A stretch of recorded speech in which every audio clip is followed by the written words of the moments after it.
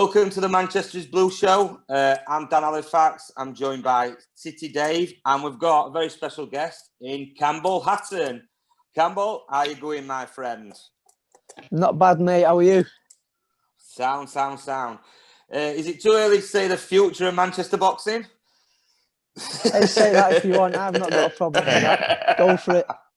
No. So, well, let's just start at the beginning, Campbell. So, obviously, your dad and your brother's done a bit in boxing game. Is that why you went into it, or did you choose to go into it after your own back, or were you forced into it?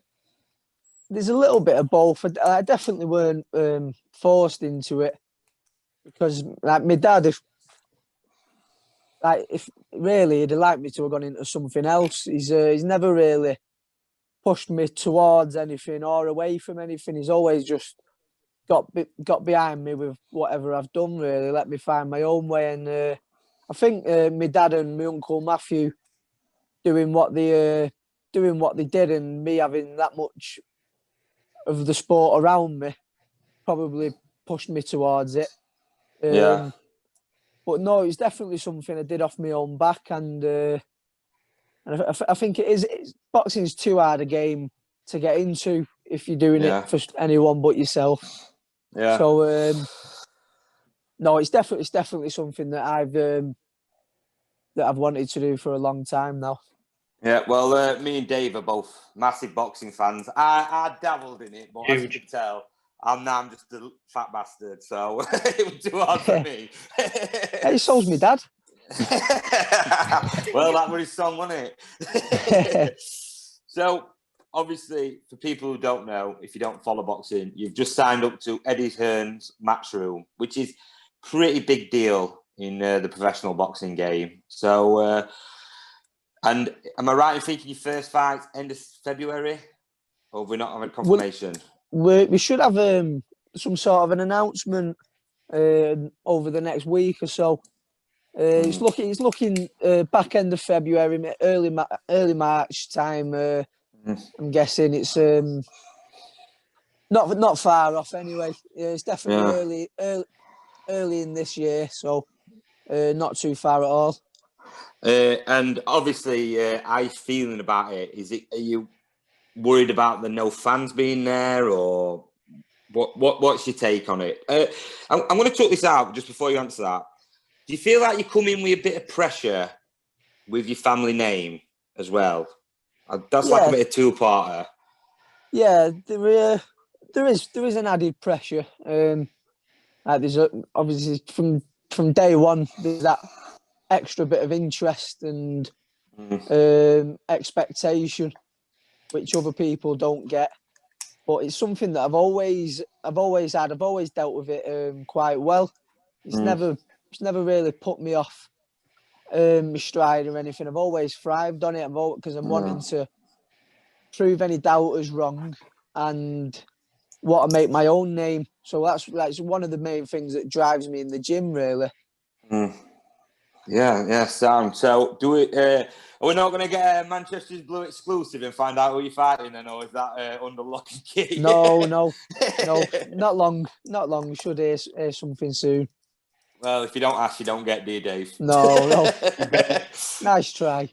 So Campbell, when you were going through the amateurs, then is that some, when Dan's talking about this pressure, did you see that with the other fighters that they were saying, this is Ricky Hatton's lad, I'm gonna give him a pasting here? Did you like, on the other hand, was it your opponent who was kind of saying there's more pressure on him? Yeah, there's definitely positives and negatives to it. Because in the amateurs, what I used to find was whenever I'd box anyone, I was boxing the absolute best version of my opponent. Because they trained 10 times harder to fight me than anyone else, because they do want to make a name for himself. Obviously, there is positives like we've seen where there's big exposure which I've got, but it's not just a given. Like the exposure is no good if you're not going to put the work in and perform. Yeah. So it does go both ways. Yeah, it's a motivating factor, isn't it? I mean, Yeah, definitely.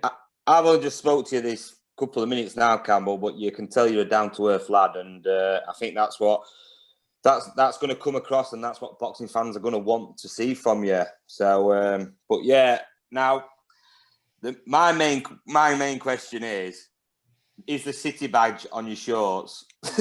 Oh, of course it is. Of course it has been all the way through the amateurs. Yeah, I've seen a photo. I did see one, but I thought I'm going to bring it up. I mean,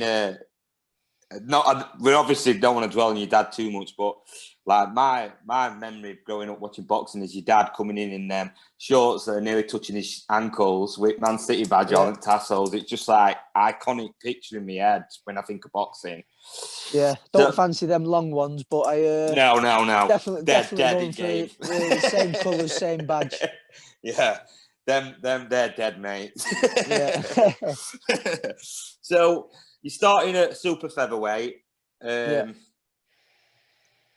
my art of art, I'm hoping you're going to step up to lightweight, because I think that lightweight division's probably the main division challenging the heavyweight of competition. Yeah, at the minute it's absolutely flying, isn't it? At that top level, there's about 4 or 5. Yeah, You just there's 4 or 5 top fighters there, and a lot of them it's like you're struggling to pick a winner. I think that is what I'll. I think to start with, I'm sort of caught between the two weights, where I'm big for super feather, not quite a lightweight yet. So I think with time I'll develop into a solid lightweight. But starting off with a super featherweight, yeah. But at 19, mate, that is you're nothing in the boxing. No age in the boxing game, really, is it? 19? No, not at all. See, I writ here, I'd love to see Campbell Hatton v, and I was going to put who I'd like to see most in the lightweight, and then I thought, well, Lopez would be good. Then I thought, but Lomachenko, I'd like to see him back in England. Ooh, but then Jesus. I thought, Garcia, that Haney, go on, Davis, and I thought, which one would I like to see that as a headline at the Etihad? Any of them. Anything. Any of them. That's a dream come true. That is what you work towards in the gym. And I do think down the line, obviously, it's not going to happen overnight. It's going to take a lot of work, a lot of time, but I do think I'm capable of getting to that level. Do you have a favourite fighter, Campbell, right now? Is he in your division, or is he, I personally think Tyson Fury's such a phenomenal boxer, not just because he gave Wilder a pasting, that for a big man, he moves so well as well. Yeah, he shouldn't be able to do that. A favourite? Yeah, Tyson's definitely up there. He's like you said there, for the size of him, he shouldn't be able to move like he does. Goes against physics, doesn't it? But But my favourite at the minute's Canelo Alvarez. Oh yeah, without a shadow of a doubt. I think pound for pound. For me to watch, for him, he's the perfect style for me to try and pick things up from, because he's very aggressive. He comes forward. He's very strong, but he's also technically and defensively spot on as well. So he's definitely someone who I study. He's without a shadow of a doubt my favourite at the minute. Yeah, I mean, like you said, the Manchester. I mean, Tyson Fury is technically from Manchester, isn't he? So, but he's not going to carry. He's not got the City fans back in. He went down the red path, so he's a rat. Yeah. So no one's perfect, are they? No, but you've got to have got a contract in with Eddie Hearn. You're fighting at Etihad, surely. Oh, that's what everything's going towards, isn't it? That's the dream, definitely. Get fans back. Oh, mate, I'd love it. Get back at Etihad watching boxing like the old days. Brilliant. So, daft question this, but are you actually into watching the boxing, or do you just concentrate? Is boxing your job, and I'll keep an eye on it, but are you actually into it, or is it football your go-to sport to watch? I like both. I love watching my boxing. and I love watching football as well. With boxing, it's a bit of like normally if it's your job and that's what you spend your life doing. Normally, you would think when you get home, you want to switch off from it, but it's an obsessive sort of thing. Can't get enough boxing, me. But yeah, I do. You can't beat watching City either. Tonight. Apart from when they're like tonight. Yeah, I'm about to say, you took words out of my mouth. Oh, God. So, Dave, is there anything you'd like to go ask Campbell before we get on to the football? Yeah, so obviously you would have been going with your dad to some of his fights. Do you have a memory of when he fought at the Etihad, for example? I know you probably would have been there. I wasn't actually. Growing up, I was always a little bit young to go to the fights, and I don't think my dad would have wanted me there anyway, because it isn't nice seeing. No matter how successful they are, it's never nice seeing them your family get punched. Because I think even like at the back end of his career, like for his comeback fight, I'd have probably only been 11 or 12 then. So like for when he was in the thick of his career, I'd have been really young. So I never went, but I was always in the gym watching him and Matthew train. I was down at Billy Graham's Phoenix camp all the time. I'd go where my nana and granddad would set me down while they were training and that. So it was when I was a bit older where I'd look back at the fights and like watch them on YouTube. That's where I really fell in love with the sport when I was old enough to appreciate how good he actually was. Yeah. Well, go on, Dave. That Costa, I mean, there was some phenomenal performances, but that Costa Zoo fight, which I bet you've watched on YouTube Brilliant. tons of times. Hundreds of times. I mean, one of the best top 3 British fights and performances ever, in my opinion. Yeah, it was just phenomenal that night. Yeah, I think he'd have beat anyone that night. The form he was in.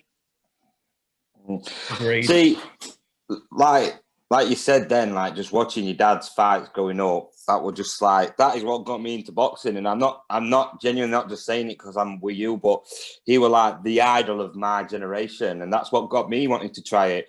But I was shit at it, so you just get beat up. But I give it a go. God loves a trier. Yeah, that's it, mate. That's why my face isn't pretty. But yeah, like I say, just I mean, it wasn't your dad's day against Mayweather, but I remember like me and all my mates. I mean, I'm only about 17 then. All like staying up, drinking Lambrini and cider, like buzzing for it, waiting up all night to watch him fight. A lot of happy memories. But anyway, enough about your father. We're on with you, Campbell. So, City. Have you always gone to City, season ticket holder, or were you just now and then? Or talk us through it. Yeah, I've always gone to the matches. From being, there's a picture at my nana and granddad's house of me at Main Road, where I was a baby. Yeah, only just made it before we moved out, like really young, and I've always gone. I don't get down as much over the last couple of years since my training really, and I'd always like past couple of years until recently I've always worked Saturdays. So I'd normally end up missing them. I'd have to watch them at home. But as soon as fans are back, you'll be in it. Might as well move in. Yeah. Well, that's it. I'm feeling exactly. I mean, I've always gone my stand like, but this COVID shit is just killing me not going to missing games. Mary D's. Yeah, that's it. I feel bad not spending 180 quid in there on a Saturday. Yeah. I've just been posting it to him. Hey, the queue for that chip is a lot shorter though. Yeah, I bet it is. So, what are you making of the Blues this season? It's been a bit. Me personally, it's been a bit hit and miss, but other than tonight's game, I think we found a bit of form and definitely. Like the start to the season weren't good at all. but like we've stuck through it, and like we've not had the best luck. Like we've had the like a few players test positive, and we've like a lot of games close together. We had found a bit of form again, and tonight I don't think we played like we never play bad, do we? We always play well. The football's always good to watch, but it's the end product at the end of the day, innit? You don't you're not watching to see it get passed about. Like you're watching to score goals, and that's what wins your leagues, innit? So not like it's disappointing with that tonight. Gets on your tits, doesn't it? But yeah, I thought KDB's finishing was atrocious tonight. He had definitely. He had a few good chances to really put that to bed, and less said about Sterling's penalty than better. Yeah. I mean, I can see from a football stance why they gave it him. Obviously, they're probably thinking. I mean, I don't know if you heard on commentary. He were on 19 goals the same time time last year, and he's on 7. What did he say? Something in the last 3 months or something like. Yeah. He's not scored at Etihad. Not scored at the Etihad, no. It's I think the goal that Foden scored was harder than about 10 of the chances we had. Yeah, that's the one we put. We overcomplicate things for me. Yeah, just trying to walk it in the net, make it look perfect, but sometimes just put your foot through it. Yeah. Well, Campbell, if you ever listen to a show in the future, you'll hear us moaning about that every week. Yeah. Right, Dave?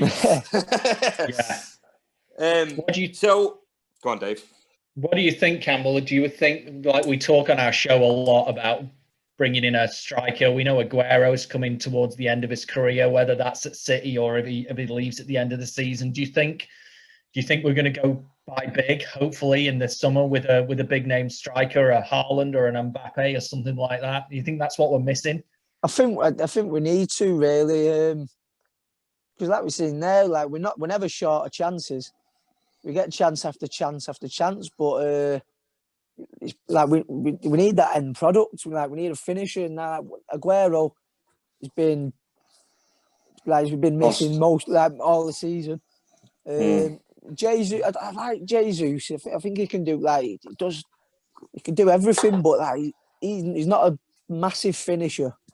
No. He does a lot of he's always involved with the chances and beating a man, but again, it's not the end product. So I do think we need to bring in a big striker that's going to get us the goals.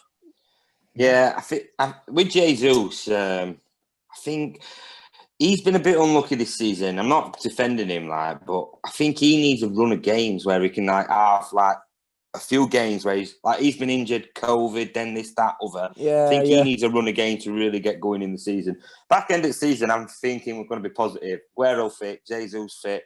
I've got a feeling we're still going to sign somebody in January. And nobody else thinks we're going to, but I've got a feeling. But yeah, I think all in all, we're going to win the league. I just want to knock them. I think we will. I think we'll win it because we've stuck it out. Like while we've been shite, we're still up there. Yeah, and we're still in obviously we're third spot now, and there's nothing in it. We've got the game in hand. So once we start finding a bit of form and the luck starts coming our way a bit more, I do think we have. If another team, say like United or Liverpool, had the luck that we had, where they lose an handful of players, say testing positive for COVID or injuries, I don't think they've got the squad to. Look at our bench tonight. It's unreal. It shows that we can. It's not a B team, is it? No. We've got that many players that I think we can put up with. Having a bit of luck, bad luck with that. Yeah. Now, Campbell, I'm going to give you another one. This is I want your opinion on it. This gets talked about a lot on the show. What do you make of Man City's academy players coming through? Do you think we do enough for it, or do you not think it's good enough? Do you get what I mean? Yeah, I think they could do more. Because we've seen Foden come through. Yeah. And he's a special talent, isn't he? Yeah, very good. You can't just be the special talents that and giving a crack at it. Like, I think they could do more, but obviously when you've got the players that we have that are fighting to get in the squad, I think you're going to struggle. Yeah. That's what I've said, but Dave's a massive academy fan. I'm not. I don't really care. I'd rather buy a Haaland than give a Delap this season if he's not making it. Sorry, Liam. I've just been of the opinion, Campbell, for a long time now that I'd like to see these lads just be at least given a chance rather than loaned out, to Holland or Belgium or wherever. That they're not doing with Delap and Palmer and all these young lads, which is great. But no, you don't really see it. But like you say, look at that bench tonight. Like, it's that competitive to get in that starting 11. Like, you are going to struggle, and you've got to win games at the end of the day, haven't you? You do. Manchester City now, yeah. Yeah, we ain't got game. And every game's a win. If you get knocked out of the League Cup against a crap side, the fans are on your case. It's fraudiola and that in it. We ain't got a cup that we can think. Well, we'll just chuck Joey's in this one because it's frowned upon, isn't it? Yeah, definitely. So, do you make many trips to Wembley? Did you make many trips to Wembley, Campbell? Because I've seen your dad in there a fair few times having a beer. I've been twice. Got mixed. No, I tell you what, I've been 3 times actually. Got mixed emotions for Wembley. Me, when we beat Stoke. Yeah. When Yaya scored, that was amazing. But I went when Wigan stuffed us. That header when they beat us in the final. So that weren't the best. And then I went to City against Arsenal, I think it was, in Community Shield. I were at that as well. Yeah.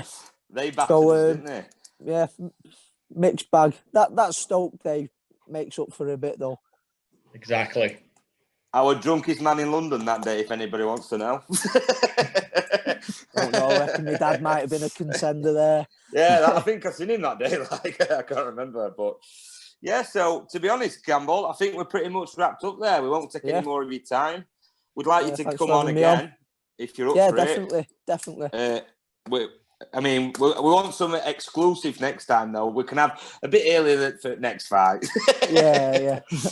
And if you win a world title, I'll carry it in for you. Hey, you can do. I'll be the way round to your dad. All right, then. So we'll wrap it up there. Nice one, mate. Cheers for your time, Campbell. And like I said, love to get you on. All right, then, pal. Really appreciate it. Nice one. Right. See you later, lads. Take care. Bye-bye. See you. I'll just do a quick wrap up for everybody. Just that was Campbell Hatton. Thanks for listening. Brilliant guy, Dave, wasn't he? Absolute top, yeah, down to earth, but he's a high lad like myself, so I'm not surprised that his dad will not let any stardom, any world title belts go to his head at all. He'll be a high lad for forever. Yeah, I tried not to talk about his dad too much. I thought it is him, innit? It's hard though, isn't it? It's hard. He's got to, if he can't learn something from his dad, going on YouTube and watching some of these fights, to your point, how good was he? Like he's going to get something. He's going to get something from that of what he needs to do to achieve what his dad did. I'm sure he doesn't mind talking about him a little bit. But now, as he said, now he's got all the skills, hopefully, to kind of continue that legacy. And, he's won national amateur titles. If he keeps his head down and works hard, I've got a real... Eddie Hearn is no mug. No. I don't think he would have signed him on if he didn't think this kid can go places. Yeah, I agree with you there, Dave. And like I said, I even said it to him, like, what, just a down-to-earth, nice kid. Like, he's coming up, but he's come up with a name, like we said. He's not big time. He took his time out of his day to come chat to us about football. I think he was more bothered about talking about football than fucking boxing, wasn't he? Yeah. So, but yeah. And and probably this is interesting for me because, I've never really spoken to a professional fighter when they've got what 2, 3, 4 weeks before before a fight, particularly their first one ever in the professional ranks. You're probably right. He probably wanted to talk about football because he's trying to now get him psyched up for he knows how important this first fight is. Yeah, I mean, I'm interested to see who it's against, plus how many rounds it'll be. Do you think it'll just be a 6-rounder, an 8-rounder? Should be. Yeah, I didn't really want to ask him all that, but I think he'll come on again. I think he'll come on. We must be the first people promoting him, other than Eddie. Probably. Yeah, we need to keep hold of this recording because in 3-4 years he's going to be massive. So I wasn't joking though. Like I could see it happening already if he steps up to that lightweight division. I mean, obviously. He's a lot younger than like Loma and all that, but even an aging Loma, a young Campbell Hatton fighting aging Lomachenko, that'd sell out the Ayad, wouldn't it? I'd be there. Easy. Honestly, Dan, I think he'll do well in super flyweight because, as he said, that he's not exactly struggling to make the weight, but he's a big super featherweight. He's just going to be. He's like his dad. He's a real body hitter. Super featherweight does not like that. I can see him doing well, and then as he progresses, gets older, has a couple of Guinnesses with his dad in Mary D's. He's going to put on a little bit of weight, and he'll keep going. Well, that's what I like. I mean, we said it, didn't we? Like 19's no age. He's not fully developed yet. He's not a full grown man yet. So I'm excited, Dave. I'm excited to watch him. I'll be definitely tuning into his first fight, 100%. It's just a shame we can't be there. And like I say, it's on video now. If he wins the world title, I'm carrying it into the ring for him. and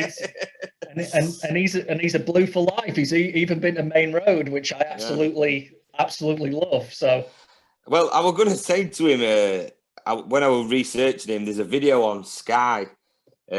Promoting like Eddie Hearn signing him, and it's Ricky Hatton calling Campbell on the phone, and Campbell's got City shirt on.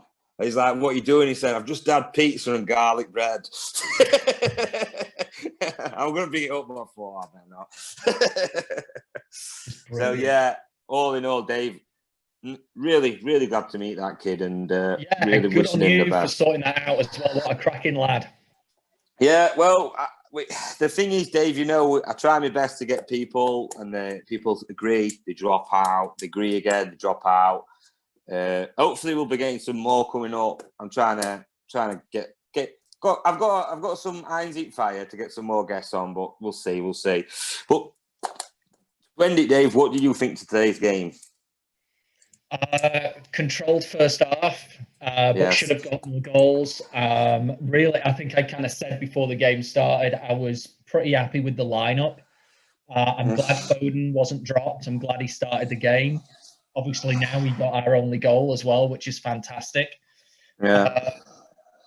But second half, I think it's so funny because if you read the pre-match comments, Pep Guardiola was saying how much he respects Graham Potter and he knew that he was in for a tough game, and Potter got his tactics right. They came at us with was totally opposite. You and I were talking last week about Steve Bruce and this negative tactics that he got. They came out and they had a go, and they got some decent players, Brighton. I think we were lucky to walk away with a 1-0, but that cliche, isn't it? You don't play well and you come away with 3 points. That's knock on wood, that's title winning.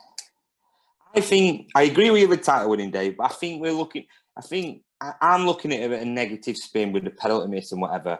But really, their keeper did play well, and I know we say that a lot, but really, I reckon we should have put that game to bed early doors. But that's down to us not taking us chances. But like you said, I've said it before. Is it Graham Potter or Graham Porter, whatever, Brighton's manager? I've been impressed with Brighton every time we've played them under him, and when I watch him, I think they look good. I mean, they had that right back out, didn't they? That who's been there like player of the season. He were injured, so maybe they were a bit unlucky. But like you say, they came, they gave us a game. It wasn't boring. it were a bit. I was like edge of seat watching it, and all I was thinking was, if you concede now, I'm gonna have arse on talking to Campbell Hatton. I'm just gonna be like, oh, whatever, mate. Yeah, probably. Yeah. You know, on the balance, just about sneaked it and deserved it. You know, because we scored one, we got a penalty, which was awful, but we should have scored that as well. They had some chances, but we defended. I mean, I guess the big thing to take away for me is, number one, Foden is now our top scorer in the squad this season. And number two, another clean sheet. And what can you say about Diaz and Stones? And the Cancelo's really making an argument to be our first choice right back now. I thought Cancelo was very good today. And he, like the commentator, I don't know which one it was, Matt Manaman or other one, who said when he had that shot, he took 3 players on and had a shot. He said that would have been contender for goal of the season. It was a bad shot, to be fair, but he does offer a lot more than Walker, doesn't he? Because he isn't bad. He's good defensively, but he's good at going forward. As in, Walker's good defensively. He offers you the pace, but you don't ever think, oh, he's going to whip a good ball in here, or he's going to take his man on, do you? You just think he's going to run to the byline and then try and whip one in. But I've seen something on Twitter, Dave, that I'd like to run past you. That I can't remember who said it, but it were a journalist, and he put, Foden is making him sound undroppable. I bet Pep is annoyed about this. What do you make of that? I think this whole Pep don't like Foden thing is just some internet conspiracy. Like, I mean, I put it on the other week. Like, he's played as many minutes as every other player, if not more now, but he's played the last 3 games. This was the other week. Do you think this is just like a media thing to try and unsettle him? I think it's definitely it's got to be. With comments like that, I don't get it. You know, I did that post, if you remember, 3-4 months ago, maybe longer than that, about how Pep has managed Foden since he broke into the team. And you look at, I think it was maybe you or one of the Toms posted something last week about, you know, at the age Foden is at, he's played more games, he's scored more goals than the Scholes, than a Lampard, than a Gerrard, than a Xavi, than an Iniesta. That Guardiola's trying to do the right thing for Foden. He knows how good he is. He doesn't want to burn him out. And as far as I'm concerned, I think he's going to be our Steven Gerrard for the next 15 years. I really do. You hit the nail on the head talking about Aguero earlier. I think it was yesterday when you said he's been playing 90 minutes men's football from 15. He's 15 32 years of age. He's 32, but he's not like 32, and he's like Foden at 32 will be a fitter, or maybe not fitter, but you know what I'm saying. He won't have the wear and tear that Aguero will have had. I'd be interested. I mean, I should have done this before. Be interesting to see what Fernandinho did when he was younger, what games he was playing. Maybe he didn't break into first team football till he was 21, 22. And now look at him. I think he'll play till he's 45. Yeah, I really hope that we keep Fernandinho. I'm hearing that he's got lots of contract offers, but I'm hearing now that I know he's really well settled in Manchester. I think you posted that video, didn't you, of him getting home from the derby the other night? That I think he's really settled in Manchester, and if he's got the opportunity to do another year at City, he's got to do it. I think he might take it. He's still a wonderful player, and he's still fit. There's nothing of him. But Aguero, I've been saying it forever.